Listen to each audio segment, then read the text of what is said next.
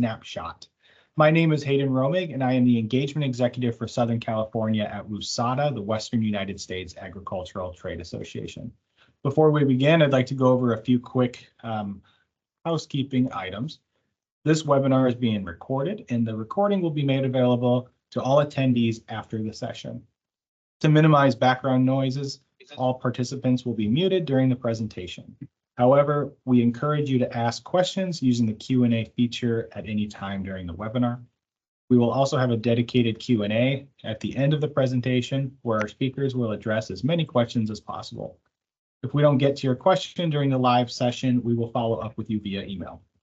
Now I am thrilled to introduce our speaker for today's webinar, Ken Ying-Sol, President and CEO and in-country representative for Korea Business Services.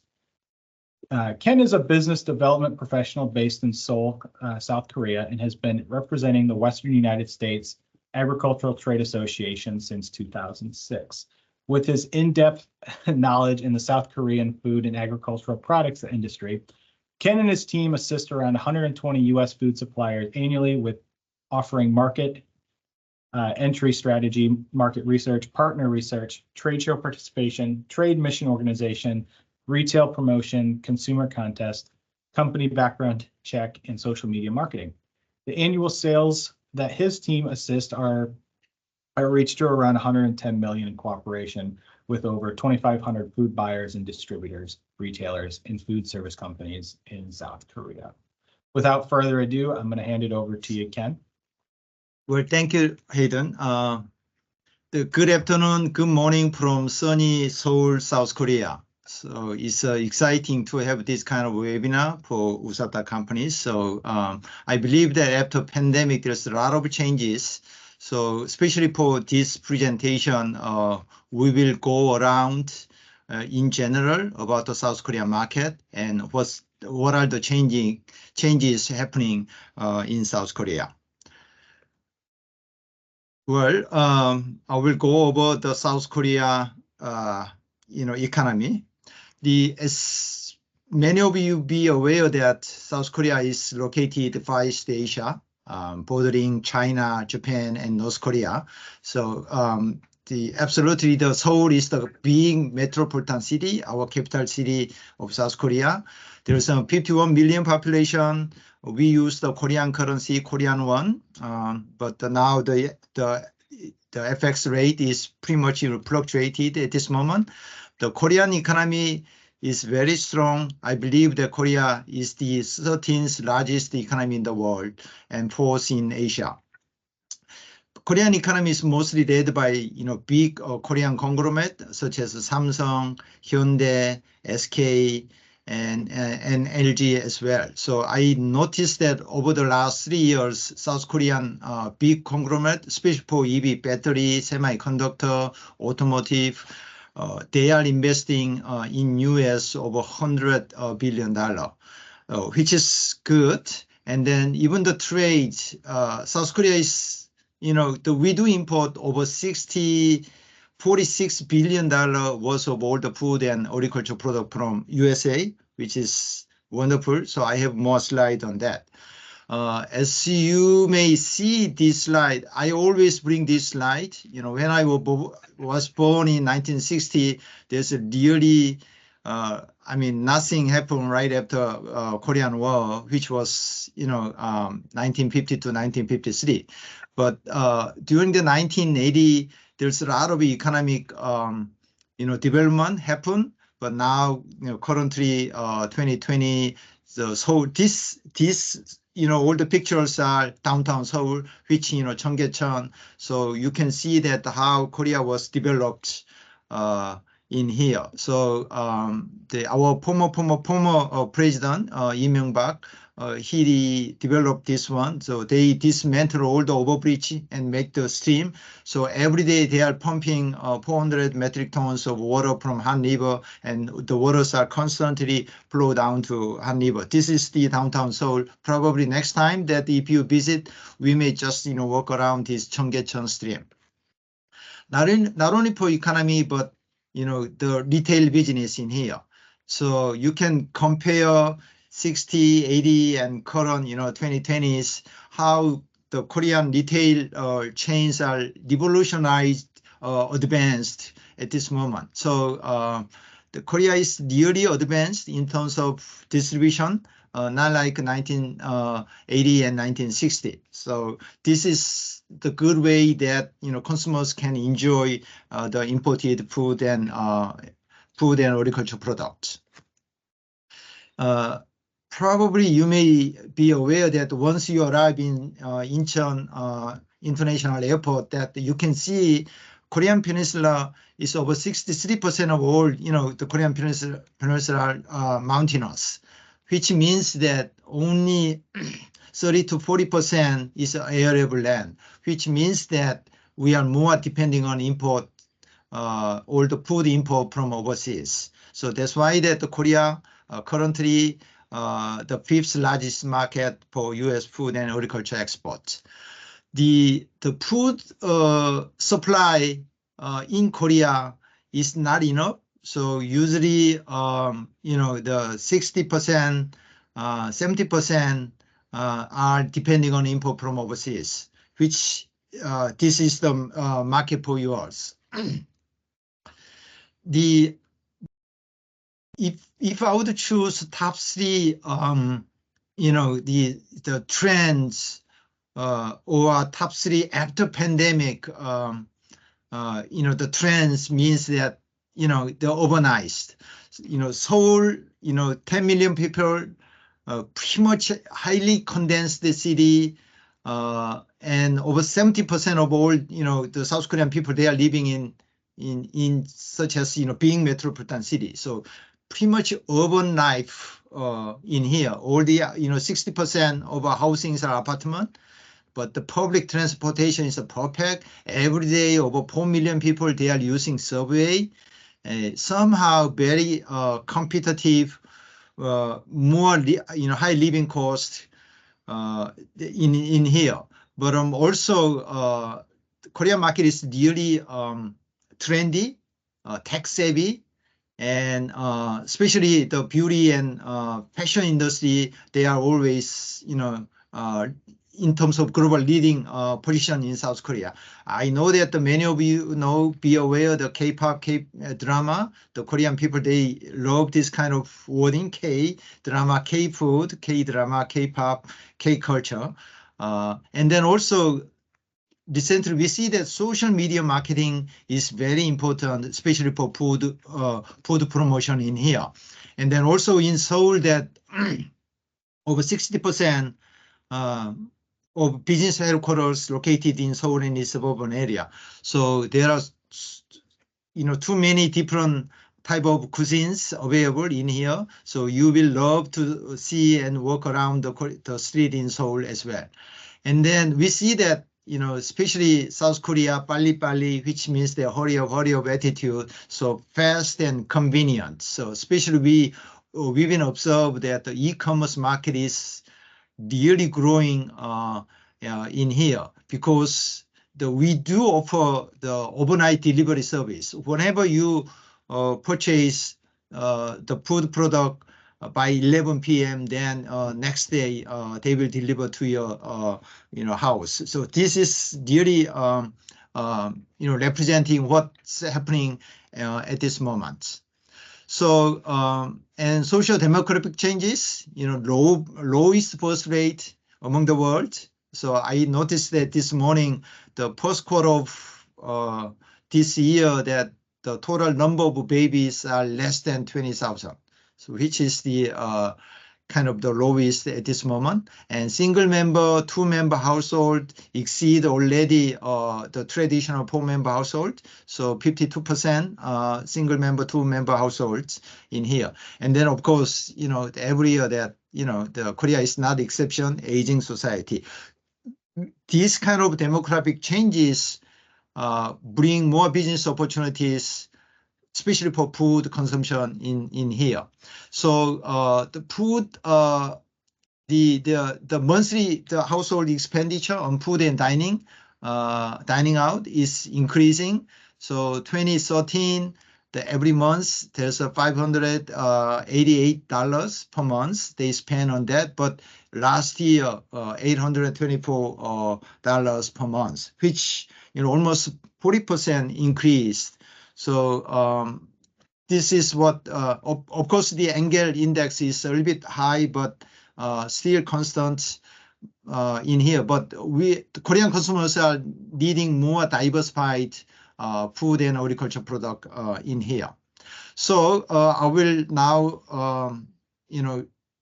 show you that how Korean food market is. Absolutely, the Korean food market, which retail, food service, food manufacturing, almost $425 billion market size in here. So retails over the last several years, that retail market is constantly increasing by 6.3%. Specifically the online market, as I have a different slide, but 9% increase every year in here. Food service also constantly increasing by 5.2% by CAGR, the compound annual growth rate. After especially pandemic, now the food service is getting recovered. Food manufacturing is constantly increasing.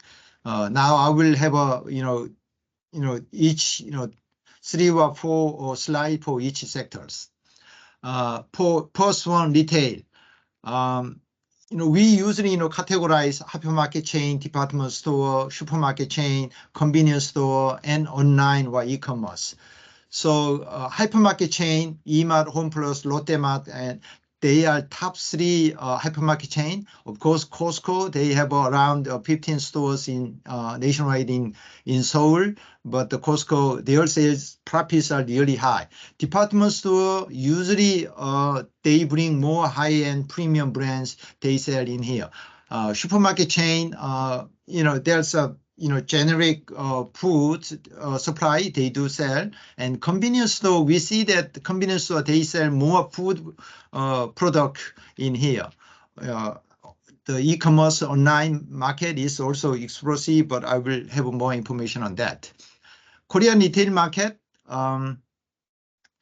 is still growing, but online market is now over the 51% in last year, but hypermarket chain is a little bit 19% in 2019 to 13% in last year. So a little bit shrinking, but hypermarket chain is the mainstream the food distribution channel in South Korea. We see that even the hypermarket chain, over 67% of all their sales are made from food. And then convenience store, very interestingly enough, they're constant, but over, this is of course including food and beverage, but over 50% are coming from food and beverage in here. Online is also growing, almost, online market, e-commerce market, 27% of all their sales are made from food. So the retail market is very strong in here, in here. And the food sales growth are also constantly increasing. The last year that online market is 18% increase, hypermarket 3%, department store 6.5%, and convenience store very interesting, almost 10% increase of food sales out of their total sales. And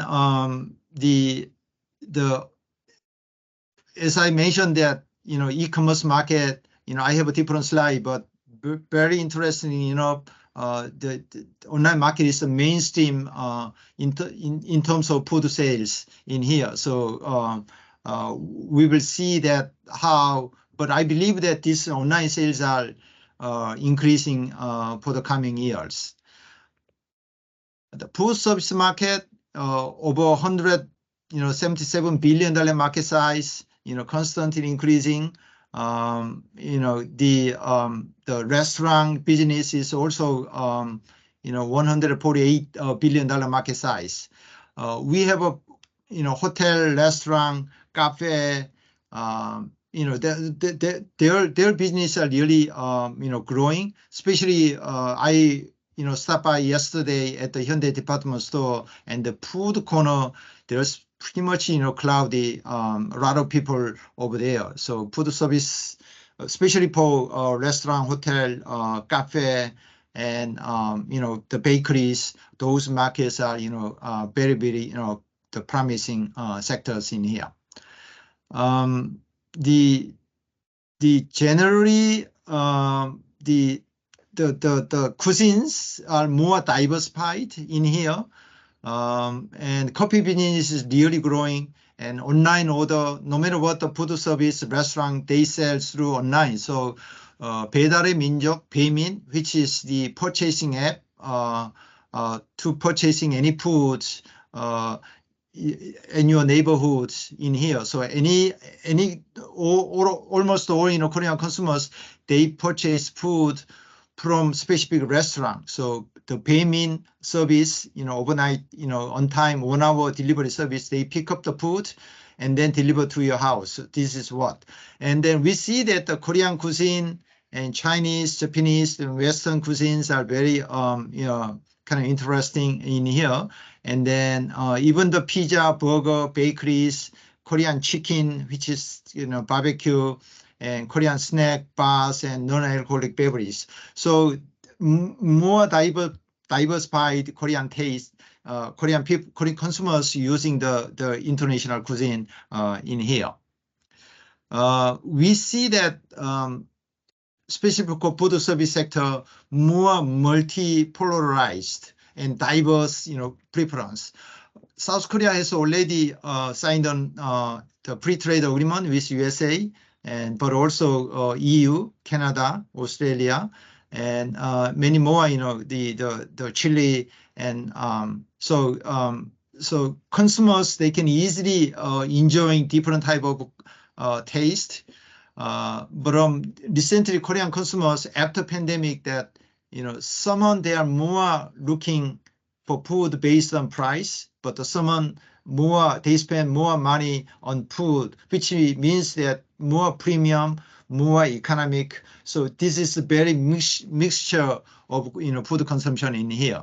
And we see that the storytelling marketing is the key phenomenon activities. Almost, MZ generation, the young 20s and 30s, they're more depending on Instagram whenever they choose the food. So they always see that what the other consumers are, posting the message about the specific restaurant or food, then they purchase. So storytelling telling marketing is very interesting, and we have to see how we can bring our stories to increasing our sales in here. Health and convenience, as always, not only for Korea, Japan, China, and then also USA, so more healthy food and convenience food in here. And then also more diversified, the food, delivery service, which means that the relocation, reuse, rebranding. All the days there's once a good brand, but it's gone, and then now coming back, the same brand. And then also I've been seeing that the reuse of not food, but reuse of old, brand is the key in here. And then also, very often time, or the public restaurant, they use more high tech. So they, whenever you stop by at the restaurant, they use the kiosk, the touchpad, and then they are, paying, choosing menu, and then they paying on the table. So this is quite common phenomenon in here.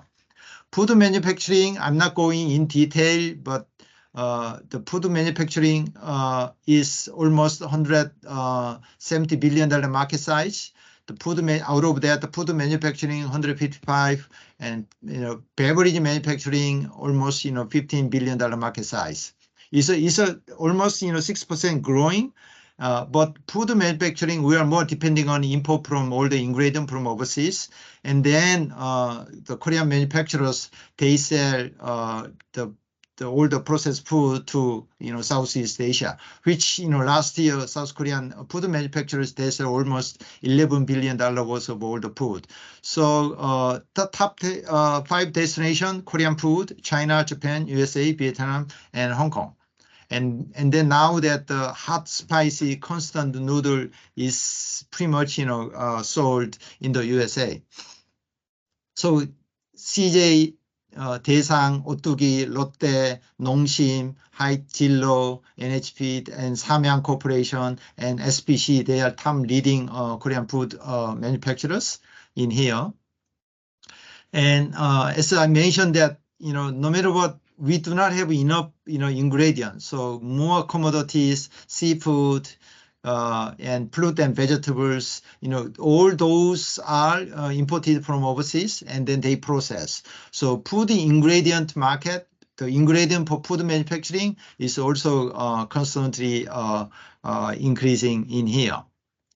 So we see that, we've been observed this kind of protein product, kids food, functional beverage, frozen food, absolutely non-alcoholic beer, and zero salt, 0 calorie, or reduced calorie. This is pretty much trend in terms of locally produced food and confectionery in here. So South Korean food imports, usually 2022 total import, above $50 billion, which is huge. But the last year, a little bit, slowed down, $46 billion import of food and agriculture product. Out of that, I believe that almost $9 billion worth of all the food import from USA. Especially $9 billion that almost $6 billion that's coming, the consumer oriented, which is the processed food from USA. I noticed that, out of, except the livestock and fishery product, the South Korea import total almost $4 billion worth of foods from USA, but out of that, 63% coming in from Western region. So the Western region is very, in terms of the geographically more close rather than the East Coast. So California, Washington, Utah, Oregon, and Nevada, they are pretty much the exporting their product to the Korean market. So we see that the grains, fruits, potatoes, processed seafood, wines, and health supplements, and nuts, tree nuts, and processed food, those are top export item to the Korean market from WUSATA region. So we've been seeing that absolutely the Arizona, I believe that all the kind of the bread and fresh lemons and snacks, and Alaska absolutely seafood, and California the fresh orange, almond, and health supplement. So this is what we do import from Western region. So we are really looking forward to working together with you. And then also with the last year the export which export to the Korean market from USA is a little bit slowed down, but we see that above top 10 I mean the 10% more increase items by I listed in here. So oilseed, tobacco, barley, peanut, oats, those are really enjoying, no matter what, the total import from USA is down, but these items are increasing. So the basic products and the intermediate products, we see that all that olive oils and the cereals, starches, hops and skins and essential oils and vegetables and soybean meals. Those are still export items to the Korean market. And consumer-oriented product, all the fresh fruits, and right now that California cherry is really enjoying. I mean, especially this year that the export of California fresh cherries to the Korean market is increasing at this moment. And all the whiskeys and vegetables and tomato and confectionery, fresh fruit, beer and vinegar, those are, and meat as well. So those are, these product categories are really, top, market exported to the Korean market. So we see that, melon, papaya, cider, fresh lettuce, egg, and cabbage, and cauliflower. So those are specifically, the more import from USA. Well,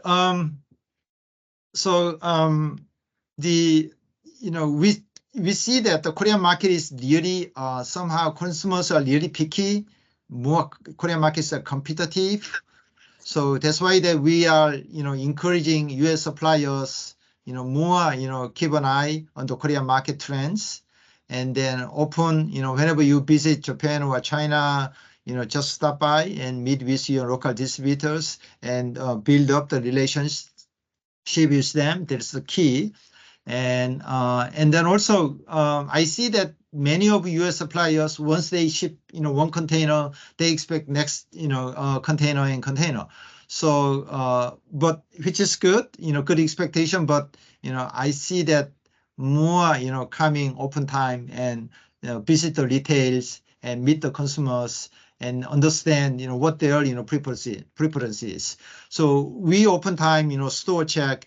And then the last year, certain, the popcorns are, at the second, at the second, the leg, but sometimes later on there's a, top, behind. So which means that if you visit the retail, you can easily see how the Korean, the consumers' preferences are there. So, and then also, as I mentioned earlier, that the single member, two member households, the big bulky item is not, so more small package is also, the big preference by, Korean consumers in here. So more convenience, also in here that the sustainability, ESG is the key. So looking that kind of, trends in here. And then also we do have many WUSATA activities. So please keep an eye and then participate and travel, have time to travel to Korea. And we love to working with you in here. So specifically this year that we have a full inbound mission. We are bringing Korean buyers to the state, Western region, and one outbound mission at the first week of November. And then also we do have, new to market menu demonstration. So now we are recruiting. And then also this kind of webinar, we do have another webinar in August 21st. So we are really looking forward to working together with you for the Korean market. And now I will turn over to Hayden. Yeah, thanks, Ken. So I'll just finish up and then we will head right into our Q&A. If you're interested in signing up for a My WUSATA account, you can go to the WUSATA.org to sign up for a free My WUSATA account in order to register and sign up for our WUSATA activities. And without further ado, does anybody have any questions for Ken?